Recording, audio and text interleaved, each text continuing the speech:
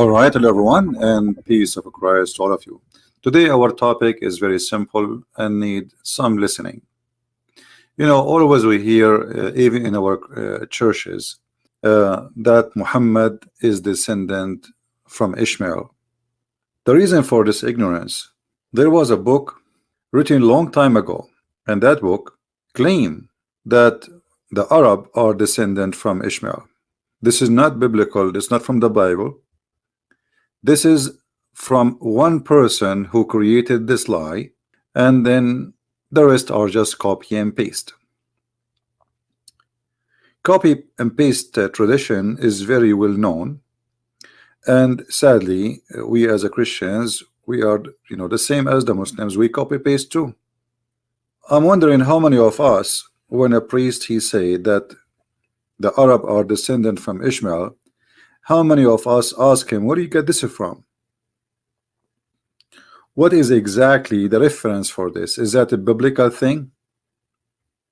This is all goes to the 10th century when one person he wrote a book and then the rest just carry on. However, the word Arab, it is not even a name of a nation. When we say Arab, we mean people who live in the desert. The word Arab is coming from the Aramaic language. Aram is a person who live in hills, in the top of mountains. So the Aramaic are people of mountains. The Arab are people of the desert. You see, in the old days, the names have a reason. And today it should not be a different. I mean, we give names to identify object or even a person. So when we say someone is an American, well, American whoever carries citizenship of America, but doesn't mean that American is really an American, which means he is really from America. As an example, me myself, I'm not born in America. I am an immigrant, but yet I have an American passport. So who live in America, they call him American. If he is a citizen, he have the rights of a citizen, they call him American. But in fact, not everyone who live in America is an American. Whoever live in the desert, they call him Arab. It doesn't matter who is he. It doesn't matter even what language he speak. And then we go to what is called Arabic. Arabic is not a language by itself. Arabic is born of many languages. Or what we call Arabic language is a collection of Ethiopian words, Aramaic words, Hebrew words, and Persian words, etc. And those many languages they merge together, and then they made a new language. But the fact it is not really new. It's just using the old. And as everywhere, the local they have their own dialect. If you notice, when Muhammad he was speaking about Allah sending him the Quran, and Muhammad, in order to cover himself, he cannot recite the old verse twice correctly. So he come with this new lie saying that Allah he sent him the Quran in 7 letters. If you ask a Muslim or Muhammadan, he will say to you, the 7 letters are 7 dialect. And you will notice here that Muhammad he used the number 7. And there is no way the Arab they have 7 dialect, which mean the Arab in the desert they have thousands of dialect. What 7 dialects? Actually, if you go right now in the Middle East, you will find that every city have its own dialect, and not only every city, it can be even every territory of the city, it speak differently from the other side of the city. So those are not one nation. Those Bedouin, they are from many different places, and I believe that there's a huge influence, or let us say inheritance, of people who they are coming from India or Pakistan today into the Middle East. If you look at the pictures as an example, this is the Prince of Qatar today, the one who is ruling Qatar. If I say to you this guy from Pakistan, you will believe me, right? Is that correct? Actually, he look 100% Pakistani. This is his father. He is a Pakistani, isn't he? Now, if we go and look at the map, you will find that those, Pakistan is really close to us. It's just a few hours by ship, and you will be in Pakistan. And that explains a lot about all the ritual practice which happened around the Kaaba. Around the Kaaba, people did dress like Hindu. They have a sheet. They show one shoulder. They shave their head. They wear a sandal. They have a black stone, and they go around it. You understand me? Arab is whoever live in the desert, they call him Arab. And the one who gave them the name is the Aramaic. If the Aramaic now exists in America, and you live in Arizona, they will call you Arab. You live in Las Vegas, they will call you Arab. All right? However, this is not really our topic, but just to give you an idea, little bit about what we will talk about.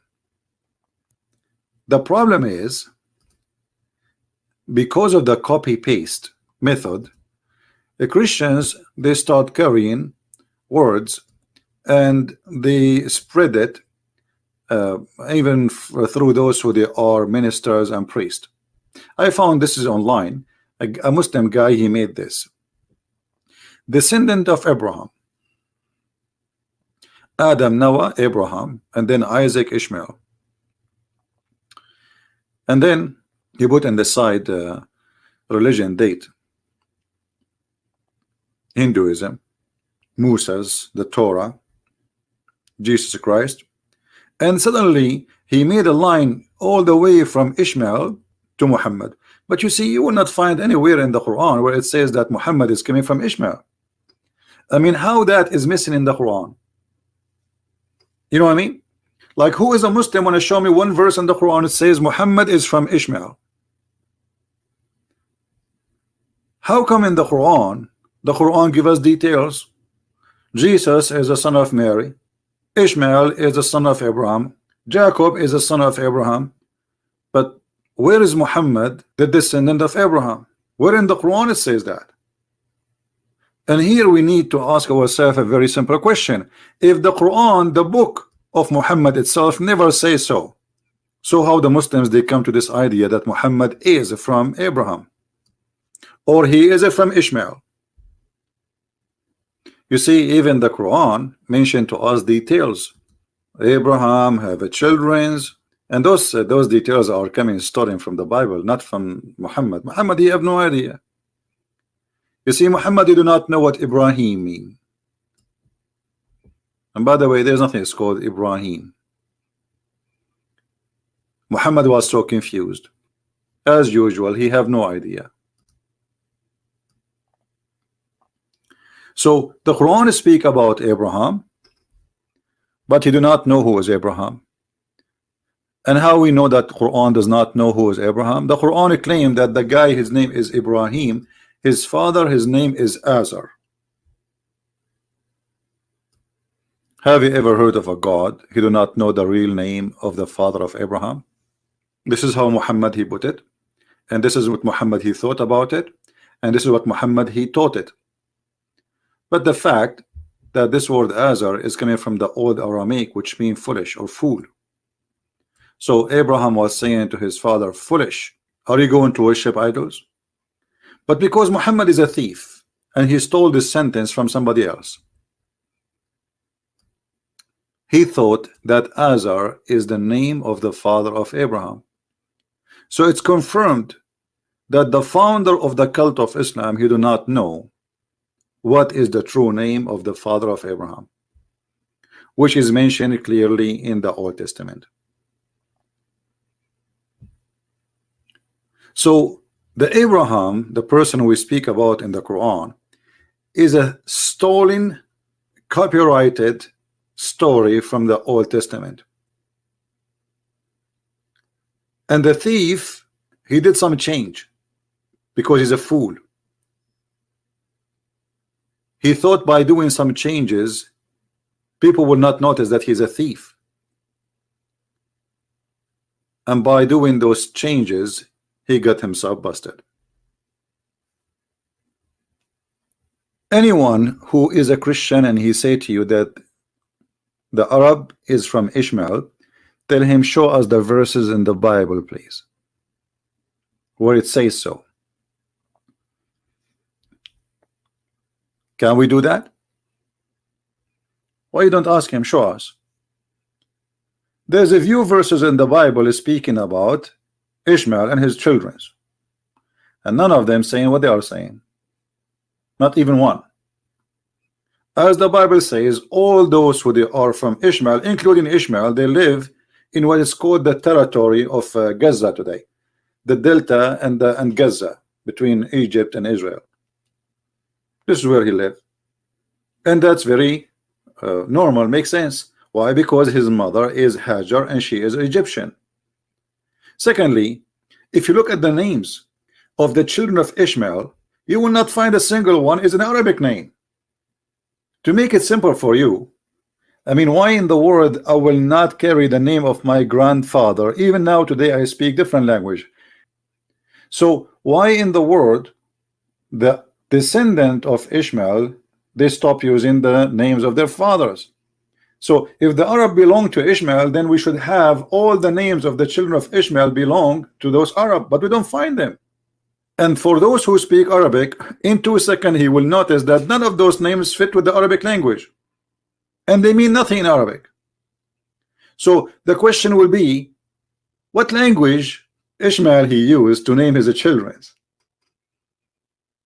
You know what I mean? Let us open the map. This is the map.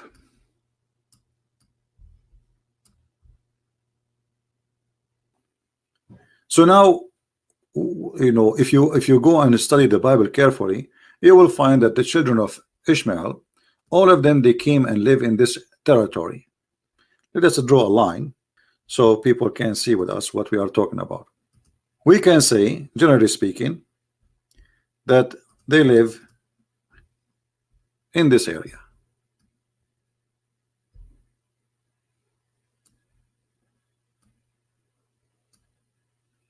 That's it. They did not go anywhere, and obviously the mother Hajar herself, she is from there. This is why she came back to where they belong. Abraham, he sent his wife, he said to her, you are free to go anywhere you want, and she went out with her son. And it's very normal for a woman to go back where she is coming from, and she is an Egyptian, and the Bible says that clearly. And this is Egypt here. This is the border of Egypt. Cairo is less than maybe 200 miles away. People who live in the desert here are called Arab for a very simple reason, because the word Arab means desert. Any desert, anyone who live in the desert, he is Arab. So if you live in the desert of Syria, in this area, or Iraq, you are Arab. If you live in the desert of Saudi Arabia, you are Arab. If you live in the desert of Arizona, you are Arab. Arab is not an ethnic, it's not a nation, and they don't have one father. Even in Islamic books, they confirm that Ishmael, he learned Arabic. If you have my book, The Search of Allah, you will find the Muslims agree that Ishmael, he learned Arabic, according to them, at the age of 14. So how the father of the Arab learning Arabic from the Arab? Do you understand what I'm saying? If I go right now to China and marry Chinese, and I learn from the Chinese, how that in the world will make me the father of the Chinese? That will be the most silly, stupid thing ever to say. Always the son belonged to his father. So if Ishmael is from Abraham, that means Ishmael consider himself Abrahamic, and that explains all the names we see, which is descendant from Abrahamic, not from Arabic or anything. All the names which is sound like Hebrew, because Hebrew itself is born of the Abrahamic. Hebrew is just a new language of the Aramaic language. This is why when you pray, all of you, and the Muslims, they copy that from the Hebrew, and they copy it from the Aramaic. When they end the prayer, they say Amin. You will see that the Christians, Muslims, Jews, they say Amin. But this is because of the theft of Muhammad. Otherwise, this is have nothing to do with the Arabic. This is an Aramaic word.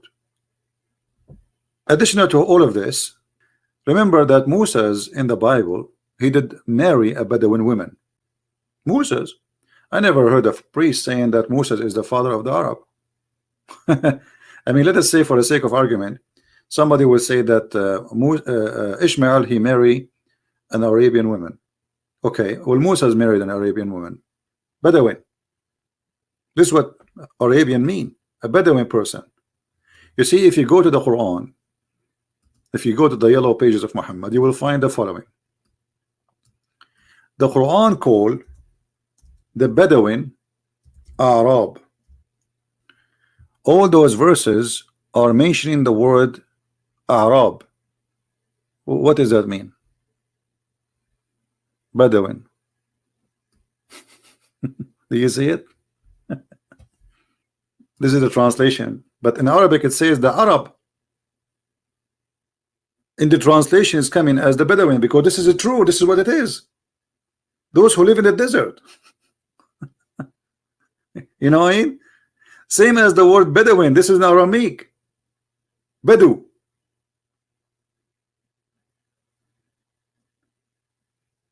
Everything you see in front of you is born of the Aramaic. Even this language here in front of us with the letters, with the way it is written, this is Aramaic. This is, you know, like the font changed, etc. But it's still, it's in the origin of it. It's Aramaic. This is a new way, by the way, to write Arabic. I mean, this is not what this is not the way the Arabic was in the time of Muhammad. In the time of Muhammad, it was almost 80–90% of it written like Aramaic. And if you look at those numbers we see in front of us, those are Aramaic. The numbers you use today, like in English, you know, 1, 2, 3, 4, 5, 6. This is the alphabet, and it is numbers in the same time. Aramaic are the most interesting, smart, intelligent nation ever exist in history. The word Europe is Aramaic. The word Africa is Aramaic. All the numbers you see, you use today in English, those are coming from the alphabet of the Aramaic. The Aramaic alphabet is numbers. Maybe not too much clear, but you see, the alphabet you are using today, the numbers you are using today are the alphabet of the Aramaic.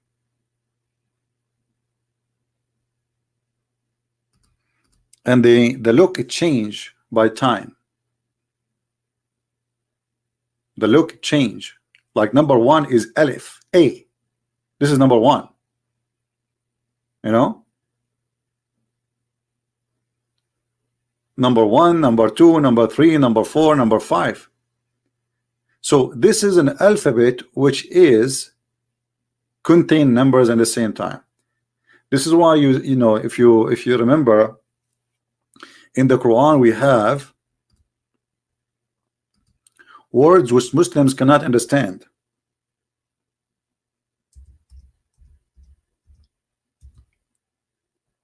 Kahayas, chapter 19, verse number 1. If you ask Muslims what this is mean, kaf, ha, ya, ain, sad. In fact, it doesn't say that in the Quran. It doesn't say kaf, ha, ya.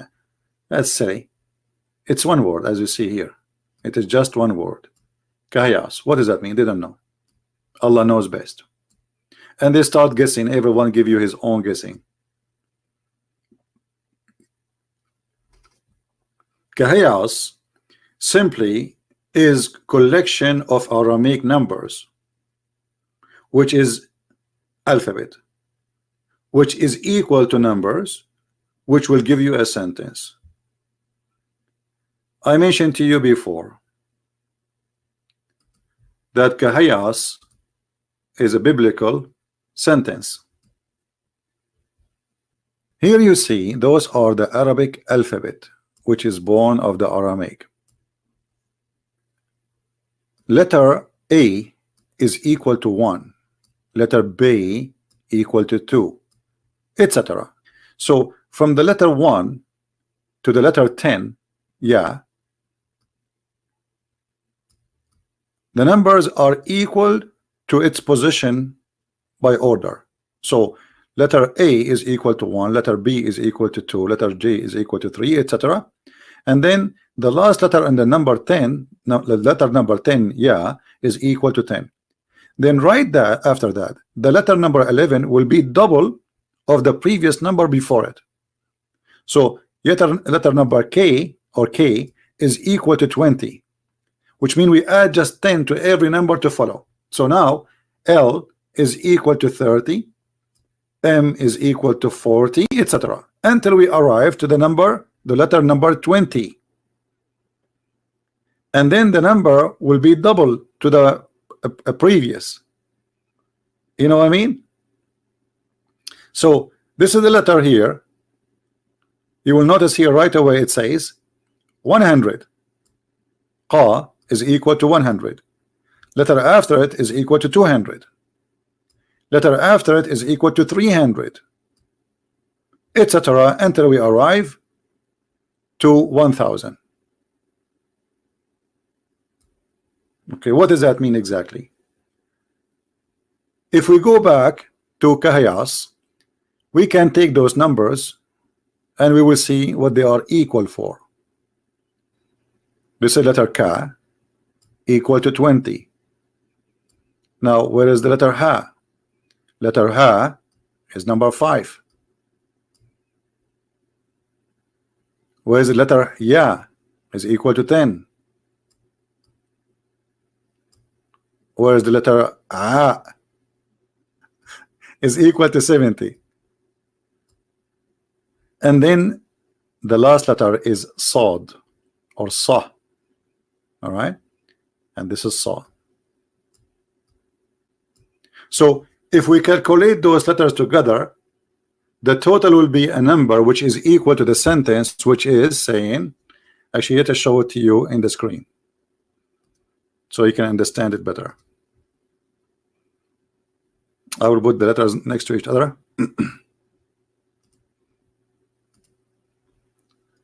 This is the word Kahayas.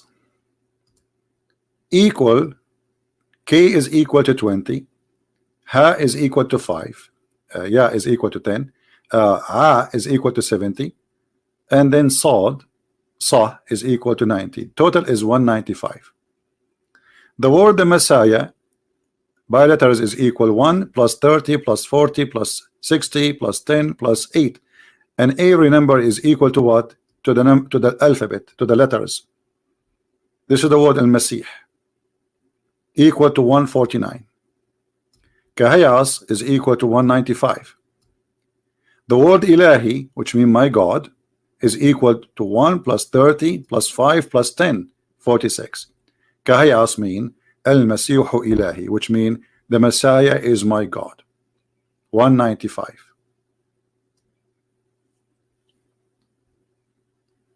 Muhammad is a thief. He stole that word. He do not know what it does mean, and not a single Muslim can tell you what this word means, because simply it is not a word. It's a coding. The Aramaic, they used to use coding, especially after Christianity spread between them. So the Roman, they start discriminating. Anyone who follow Christianity will be killed. So if somebody want to say to somebody, the Messiah is my God, he will say Kahayas. The Roman, if he speak Aramaic, still he will not know what he's saying. What does that mean? And there is something very important we need to remember about this Kahayas. Where we find the word Kahayas, anyone remember? Just to show you that this is about the Messiah. It's very clear. If we go to Kahayas, you will find that this is in the chapter of Mary. You see it? It's obvious. It is in the chapter speaking about Maryam. The first verse in the chapter of Maryam, it says, the Messiah is my God.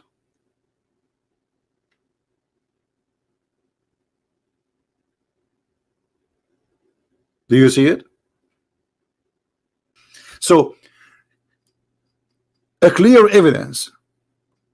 Actually, everything in front of us is making it clear that this is about the religion of the Jews, and this is about the belief of the Jews, and this is about the God of the Jews. I told you 1,000,000 times that the names in the Quran, all of it belong to the God of the Jews. When a Muslim he say Ishmael, do a Muslim knows who is a Muslim will tell us what Ishmael mean? Didn't know. The second you say Ishmael, you are speaking about the God of the Jews. What his name? What they call him? All those names belong to the God of the Jews, the God of Moses. When you say Israel, Israel, Ishmael, even Abraham, Zechariah, all of those names are summaries of the God of the Jews. So every single page in this Quran proving to us that Muhammad is a thief and he stole names from the Bible. He do not know what they mean. No, I'm talking about names which are in the Quran, not different names. And this is what happened here. Kahiyas, Muhammad, he took it, you do not know what it means. You go to interpretation, every Muslim he give you his own. They start like predicting. Maybe ka mean kebab. They don't know. They have no idea. Because this religion is a theft. Now there is something very important too. Do you know what Jesus said even to the Jews who they are real descendant from Abraham? Anyone remember? Just to show you how we as a Christians, we are not really studying very well. We are not giving our book the time which deserve to learn from it. If we go to the book of John, the Bible according to our beloved disciple John, when the Messiah he went and he spoke, he was speaking to the Jews. The one who around him is the Jews. The Jews, they said to him, and they keep repeating to him, we are the seeds of Abraham. We are what? We are the children of Abraham. They are proud. And those are the real seeds of Abraham, not like Muhammad, who have nothing to do with Abraham, not even close.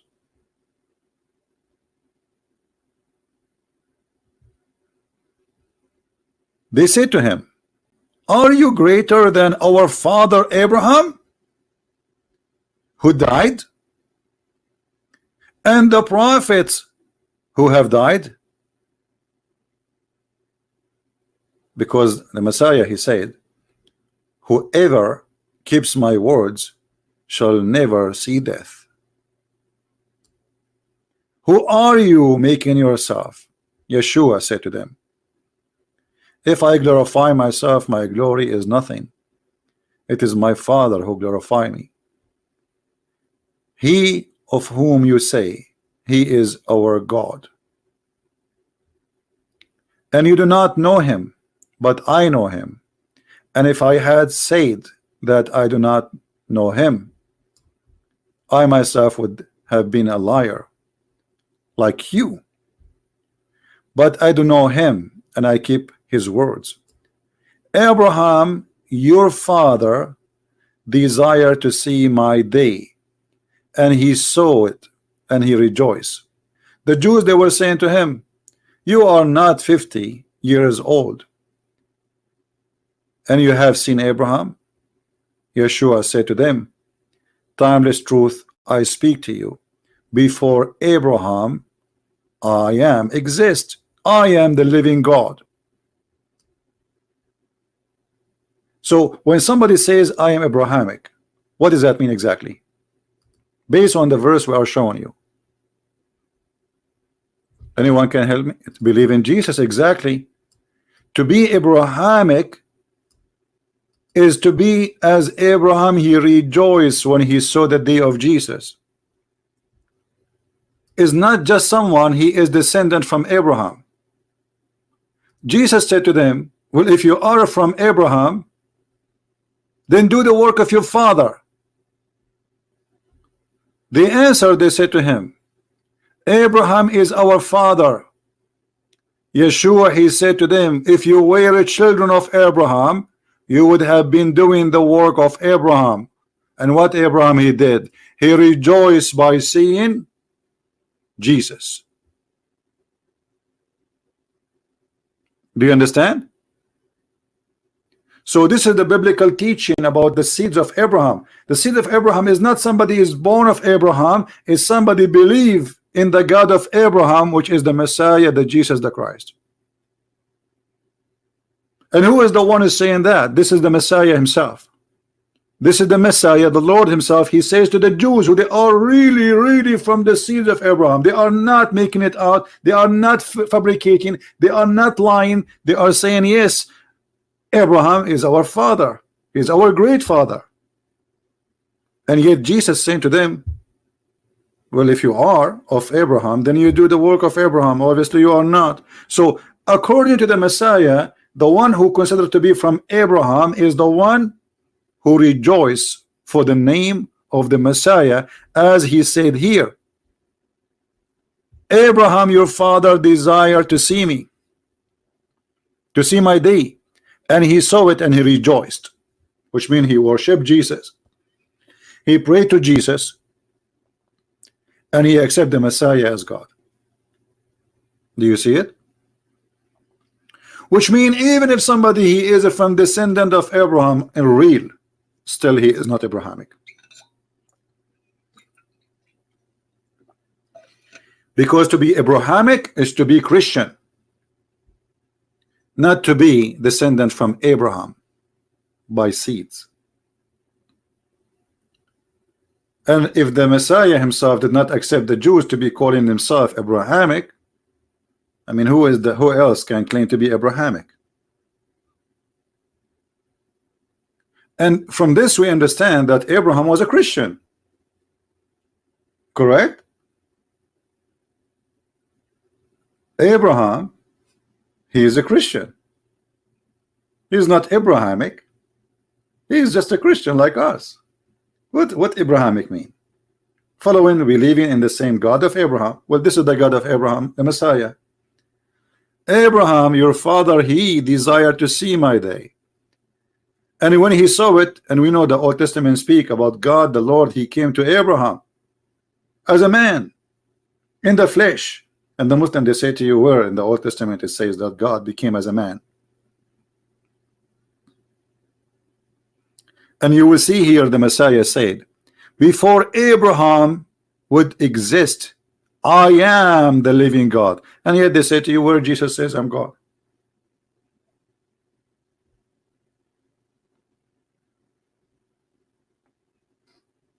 I hope we learn today something very important, that Abrahamic is those who they are Christians, not even the Jews who refuse Jesus. Do we understand? For Abraham himself is a Christian.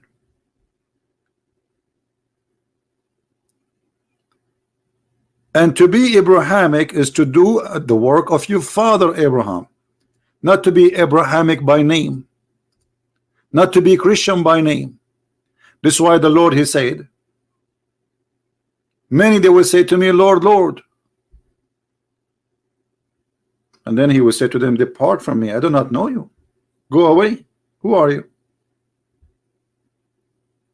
Not everyone says to me, Lord, Lord, will enter the kingdom of my Father, but the one who do his will.